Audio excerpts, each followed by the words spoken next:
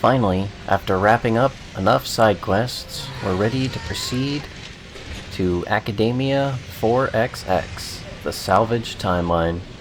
We're greeted almost instantly by Hope and his girlfriend, and questions as to why they are here 400 years in the future will soon be answered.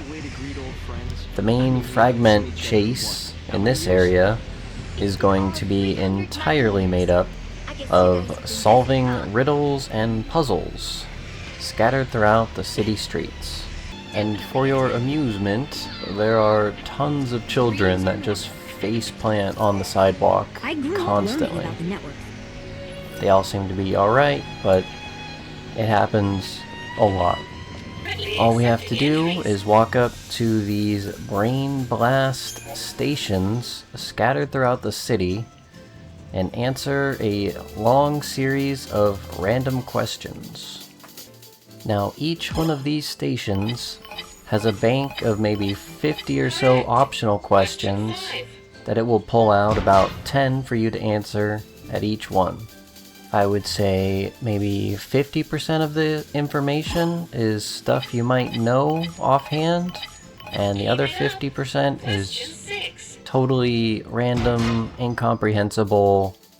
I'm not even sure where you would have got that information from. However, a quick game fact search will resolve all of your problems if you have the time to sit there and answer all of these 50 questions. There are a few trick questions that say heads or tails or black or red. The answer to these questions is determined by the orientation of the options that they give you.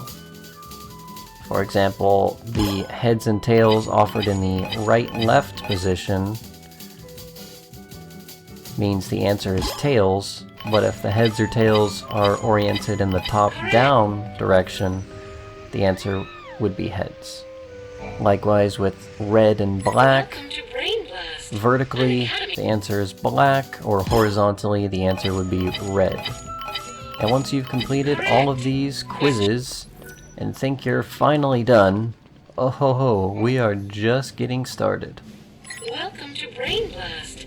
Lightning's old squad commander has taken on the name Captain Cryptic, and has even more ridiculous questions for you to answer. After solving Captain Cryptic's first set of answers, he will teleport to another random location around the city. These locations that he appears in can be very difficult to find. Sometimes you'll have to slide the camera around corners. Sometimes he appears inside of shop windows, and you'll have to talk to him through the pane of glass. And if you happen to get lost and can't seem to find him, running around will trigger some of the NPC's idle dialogue, and they often mention whether or not they've seen the mysterious man standing in places. These two quest chains take up most of your time here, leaving only the completed beastiary quest and one last quest to completely fill out all of Academia's maps, meaning that we still need one map at the end of the game to get before we can come back and claim the final fragment. After finishing up our homework, we're free to move to the far north area where Hope and his supercomputer have some final words of advice for us. Before that though, I'm going to grab these chests, and then I'm going to throw Mog directly into the hovering globe projection. With the improved Moogle throw skill activated, this will allow us to capture the Silver Chocobo, one of the top Sentinels and the best Chocobo to enter in the Serendipity races. Now that we're ready for a prolonged conversation with Hope, we learn about him freezing himself in a stasis capsule in order to explain his presence here 400 years in the future without aging a day. And he asks us to finish collecting the Graviton cores that we've been picking up as we travel through the timeline.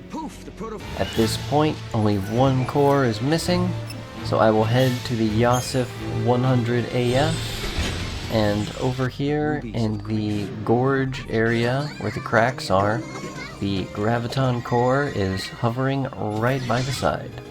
If you find yourself missing more than this Graviton core, outside in the main atrium, there is a small computer tablet interface that you can interact with.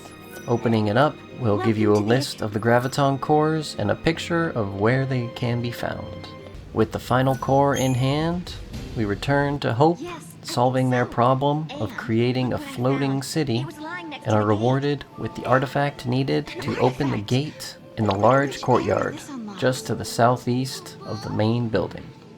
The game warns you quite a bit here that you'll be entering some hard zones and that you need to finish any further upgrades that you might want before proceeding on, as the challenges will just start coming.